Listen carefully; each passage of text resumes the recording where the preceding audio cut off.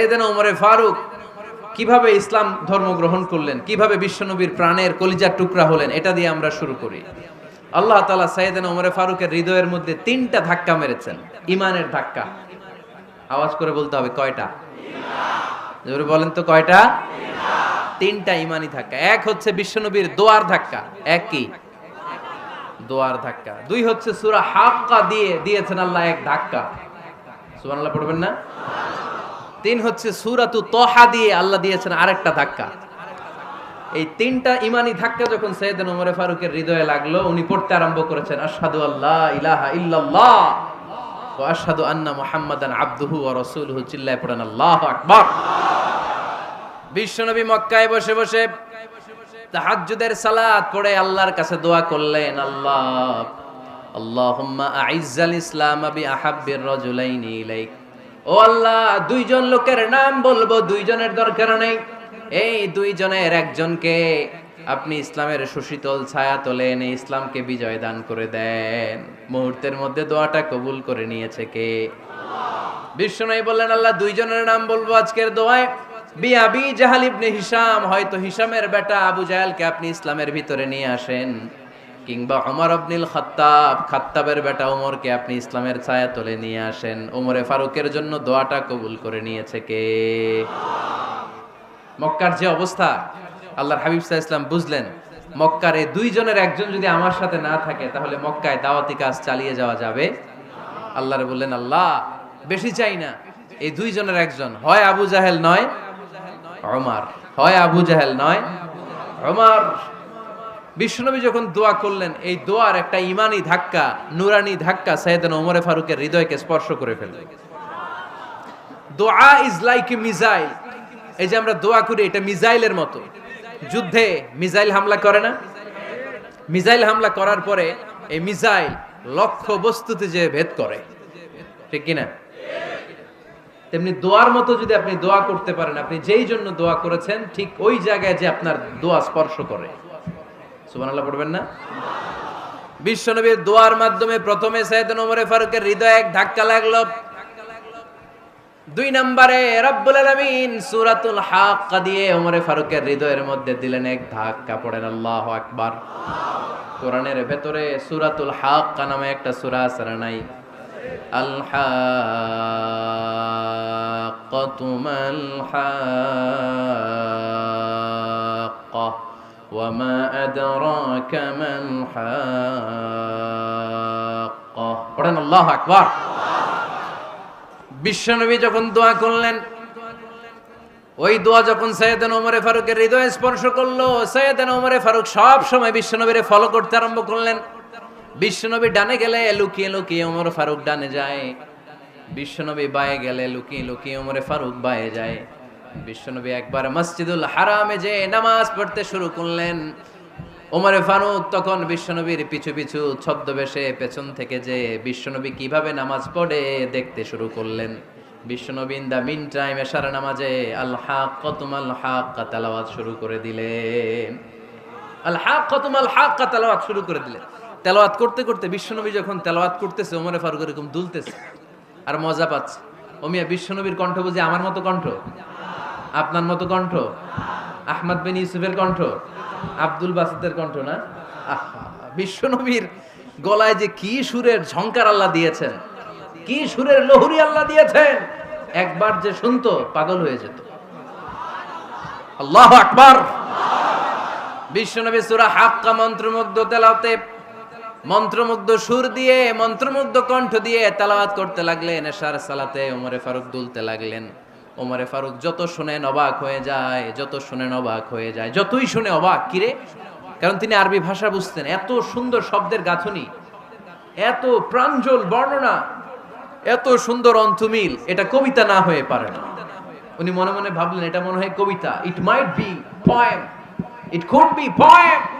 মুহাম্মদ মনে হয় কবি হয়ে গেছে, তার কাব্য প্রতিভা দিয়ে সে এটা বানিয়েছে। তা না হলে এত সুন্দর কথা, এটা কবিতা না হয়ে পারে। ইন দ্য মিন টাইম বিশ্বনবী কিন্তু দেখতেছে না যে পেছনে ওমর।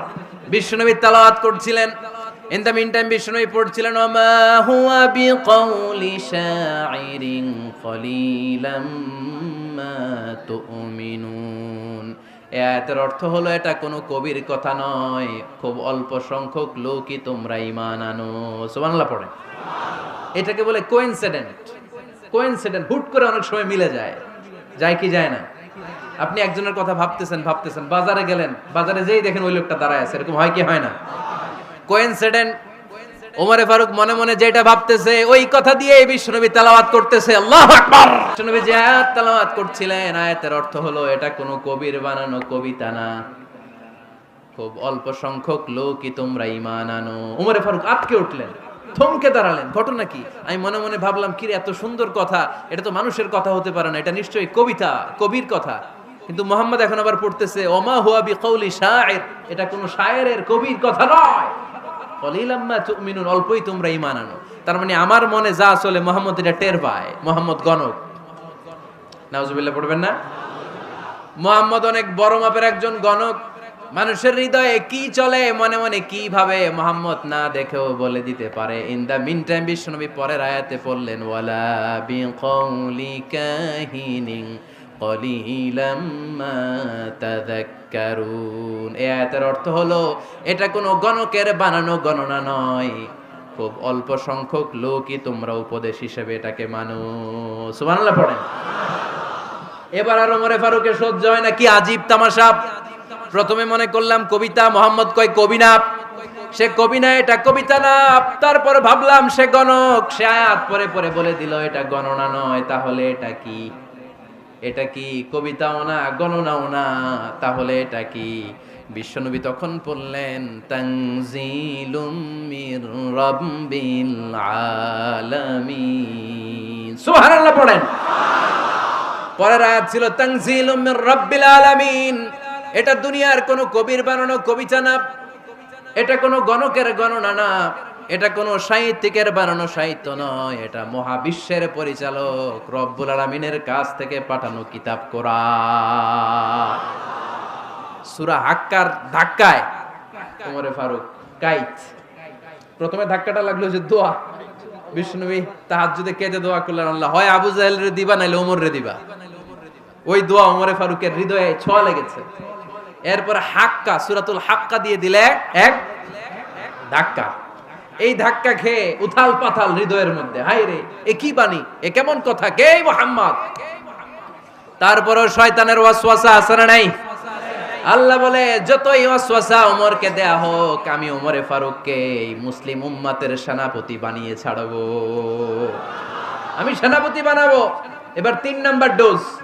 ডাক্তারের কাছে গেলে প্রথমে দেখবেন সিম্পল ডোজ দেয়, নরমাল ওষুধ, এটাতে কাজ না হলে ডোজ বাড়ায়, একেবারে কাজ না হলে অ্যান্টিবায়োটিক মারে, আছে না নাই? আল্লাহ প্রথমে দোয়ার ছোঁয়া লাগালেন, তারপর সূরা হাক্কা দিয়ে ধাক্কা মারলেন, এরপরে রব্বুল আলামিন বলেন এবার 3 নাম্বার ডোজ সূরা তহা দিয়ে আমি তোমার হৃদয়টারে উজালা বানায় দেব রে ওমর। শয়তান ওদিক দিয়ে ওয়াসওয়াসা, খেলা দুই দিক থেকে চলতেছে। আল্লাহ তাআলা হেদায়েতের রাস্তায় টানছে, শয়তান জাহান্নামের দিকে টানছে।